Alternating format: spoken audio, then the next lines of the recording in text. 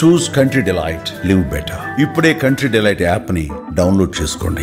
ప్రొడ్యూసర్స్కి అలాగే film federation కార్మికులకి మధ్య సంక్షోభం నెలకొన్న సంగతి తెలిసిందే. దీనికి సంబంధించి ఇప్పటికే చర్చలు జరుగుతున్నాయి. ముఖ్యంగా లేబర్ కమిషనర్, లేబర్ డిపార్ట్మెంట్లో కూడా చర్చలు జరుగుతూ ఉన్నాయి ఇద్దరి మధ్యన. సో ప్రస్తుతం మనతో పాటు లైవ్ కాల్లో అందుబాటులో ఉన్నారు లేబర్ డిపార్ట్మెంట్ నుంచి అడిషనల్ కమిషనర్ గంగాధర్ గారు. ఒక్కసారి ఆయనతో మాట్లాడి మరిన్ని వివరాలు తెలుసుకుందాం. నమస్తే అండి. నమస్తే అండి. ఎస్, ఏమైంది? ఇద్దరు మీ దగ్గరకు వచ్చారు చర్చల కోసం. ఏం జరిగింది? ముఖ్యంగా ప్రొడ్యూసర్సే వచ్చారా లేకపోతే వాళ్ళు కూడా వచ్చారా? ఇద్దరిని పిలిపించి మాట్లాడారు. అసలు ఇది మీ పరిధిలోకి వస్తుందా రాదా? ఇద్దరు రావడం జరిగిందండి. Mainly wage negotiation agreement. ఇది 3 yearsకి వేజ్ అగ్రిమెంట్ ఉంటుంది వాళ్ళకి. ఎవ్రీ 3 yearsకి వేజ్ అగ్రిమెంట్ ఉంటుంది కాబట్టి ఈ లాస్ట్ పీరియడ్ కంప్లీట్ అయింది జూన్ తోటి. సో వాళ్ళు ఇనీషియల్గా బయోలేటరల్గా దే హ్యాడ్ ఎ టాక్, కానీ అక్కడ ఎట్లాంటి డెవలప్మెంట్ జరగలేదు కాబట్టి చేంబర్ నుంచే మన దగ్గర డిస్ప్యూట్ రేజ్ చేయడం జరిగింది. ఇద్దరిని ఫస్ట్ ఫెడరేషన్ తోటి అండ్ ప్రొడ్యూసర్ కౌన్సిల్ తోటి ఆల్రెడీ లాస్ట్ 1 week నుంచి మీటింగ్స్ అవుతున్నాయి.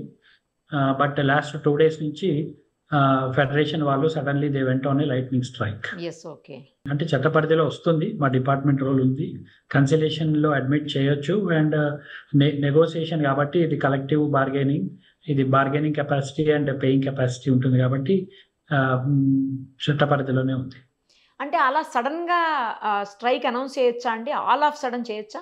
ఆల్ ఆఫ్ సడన్ కాదండి. లాస్ట్ 2 months నుంచి వాళ్ళు వేజెస్ అడుగుతున్నారు. సో అసలు ఫస్ట్ ఆగస్ట్ నుంచి పని ఆపేస్తామని ఇంతకు ముందే వాళ్ళకి నోటీస్ ఇచ్చి ఉన్నారు ఆల్రెడీ 1.5 months నుంచి. బట్ ఫస్ట్ ఆగస్ట్కి వాళ్ళు వెళ్ళలేదు బికాస్ మన దగ్గర అప్పుడు కన్సలేషన్లో ఉండింది, మన రిక్వెస్ట్ ప్రకారం ఉన్నారు. బట్ 3rd Monday నుంచి suddenly they went on first strike. Okay, actually అంటే మినిమం వేజెస్ కూడా వాళ్ళకి చెల్లించట్లేదా అండి? అంటే ఇక్కడ మినిమం వేజెస్ ప్రాబ్లం కాదండి, వేజెస్ కొంత హయ్యర్ సైడ్ ఉన్నమాట నిజమే. బట్ వీళ్ళ కాల్ షీట్ అంటే 12 hours కాల్ షీట్ అండి, 8 hours కాదు.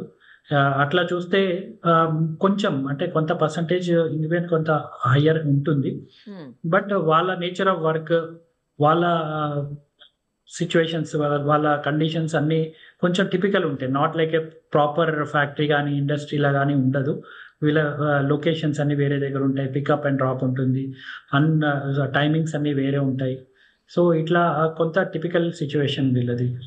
ఓకే, మరి ఇప్పుడు ఏమంటున్నారండి ప్రొడ్యూసర్స్ కౌన్సిల్ వాళ్ళు? ఏమన్నారు, ఏం చెప్పారు మీకు? వేజెస్ గురించి మాట్లాడాలి అంటే 30% అనేది 3 yearsకి స్ప్రెడ్ అయి ఉందండి. 30% అని చెప్తున్నారు. But 30% is end of the 3rd year. First year కొంత పర్సంటేజ్, సెకండ్ ఇయర్ కొంత percentage, last year 3rd year కొంత పర్సంటేజ్, అట్లా అన్ని 3 క్లబ్ చేస్తే అది 30% అడుగుతున్నారు. బట్ ప్రొడ్యూసర్స్ కౌన్సిల్ నుంచి దానికి వేరే సర్వీస్ కండిషన్స్ మీద మెయిన్లీ వాళ్ళకి కొన్ని ఇష్యూస్ ఉన్నాయి, కన్సర్న్స్ ఉన్నాయి.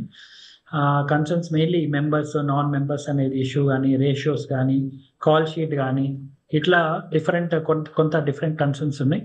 అవి అడ్రస్ చేస్తే కొంత వేజ్ మీద మాట్లాడతామని అన్నట్టు చెప్తారు. యూజువల్గా మినిమం వేజెస్ ఏదైతే ఉందో దానికి మించే ఉంది కాబట్టి ఆ విషయంలో అయితే లేబర్ కమిషనర్ డిపార్ట్మెంట్ పరిధిలోకి రాదు అని చెప్తున్నారు. నిజమేనా అండి అది? అలా ఉండదండి. వేజెస్ ఉంటుంది, మినిమం వేజెస్ అనేది మినిమం లెవెల్లో ఫిక్స్ చేసి ఉంటుంది ఒకటి. సెకండ్ ఏంటంటే అండర్ ఇండస్ట్రియల్ డిస్ప్యూట్ యాక్ట్ కింద కన్సిలేషన్ మెకానిజం అని ఒకటి ఉంటుంది, వేర్ యూనియన్స్ అనేది డిమాండ్ అనేది ఎంతైనా చేయొచ్చు. బట్ మేనేజ్మెంట్ ఇప్పుడు మేనేజ్మెంట్ రోల్లో ఇప్పుడు ప్రొడ్యూసర్ కౌన్సిల్ ఉంది కాబట్టి వాళ్ళు వేజ్ నెగోసియేషన్ ఇది కంపల్సరీ ఇండస్ట్రియల్ డిస్ప్యూట్ యాక్ట్ కింద కన్సిలేషన్ ప్రొసీడింగ్స్ కంపల్సరీ వర్తిస్తాయండి, చట్ట పరిధిలోనే ఉంది. అండ్ మినిమం వేజ్ కంటే ఎక్కువ ఉంది కాబట్టి అంతకంటే ఎక్కువ ఇవ్వకూడదు అని లేదు. అది it is only bargaining capacity and paying capacity, రెండింటి మధ్యలో బ్యాలెన్స్ స్ట్రైక్ చేయాలి. జనరల్గా 16,000 కిందే అయితేనే లేబర్ డిపార్ట్మెంట్ పరిధిలోకి వస్తుంది. అబోవ్ 16,000 ఉంటే కనుక రాదు అని అంటున్నారు. అది నిజమా అండి? అంటే అది ఎంప్లాయీస్, అది వేరే వేరే యాక్ట్స్ అండి. లేబర్ యాక్ట్స్ అనేది ఒక 26 ఎనాక్ట్మెంట్స్ ఉన్నాయి. లైక్ మీరు చెప్పేది ఏంటంటే 24,000 ఉంది పేమెంట్ ఆఫ్ వేజెస్ లో, ఆ వేజ్ లో ఉంటే అది పేమెంట్ ఆఫ్ వేజెస్ లో వర్తిస్తుంది. అట్లా డిఫరెంట్ యాక్ట్స్ లో డిఫరెంట్ వేజ్ సీలింగ్ ఉంది. బట్ ఇది వేజ్ నెగోసియేషన్ కన్సిలేషన్ అనేది వస్తుంది. ఓకే, మరి ఇప్పుడు ప్రొడ్యూసర్స్ కౌన్సిల్ వాళ్ళు రెడీగా ఉన్నారా అండి 30% హైక్ చేసేదానికి? వాళ్ళు అంత పే చేయలేము అనేది వాళ్ళ వర్షన్.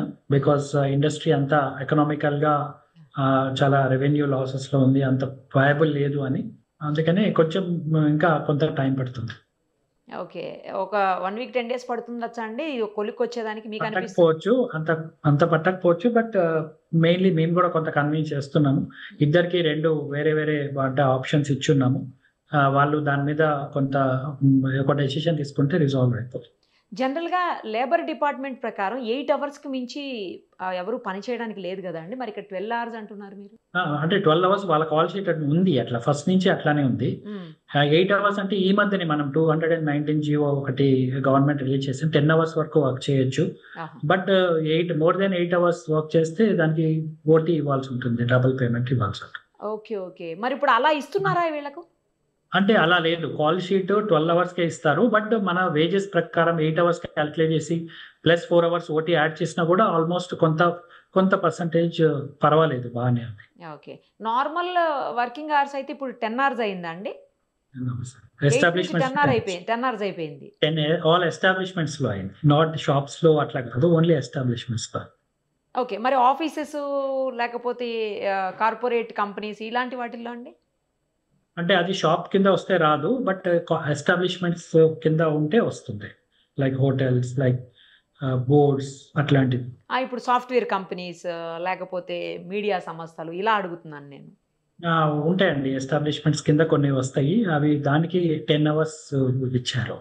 ఓకే. కాకపోతే 8 అవర్స్ తర్వాత మాత్రం ఎక్స్ట్రా పే చేయవలసి ఉంటుంది. ఓకే. చూద్దామండి. అయితే మీ ఆధ్వర్యంలో ఖచ్చితంగా ఈ చర్చలో కొలిక్కి వచ్చి, ఎందుకంటే షూటింగ్స్ ఆగిపోయాయి కదా? షూటింగ్స్ ఆగిపోయినాయి. యాక్చువల్లీ ఫస్ట్ డే అయితే ఒక 7-8 షూటింగ్ జరిగినాయి, అంటే ఆన్ 4th. తర్వాత కొంత రెసిస్టెన్స్ ఇంకా ఎక్కువ అయింది. బట్ 1-2 జరుగుతున్నట్టు విన్నాను, కానీ అది కూడా కొంత డిస్టర్బ్డ్ గా ఉంది.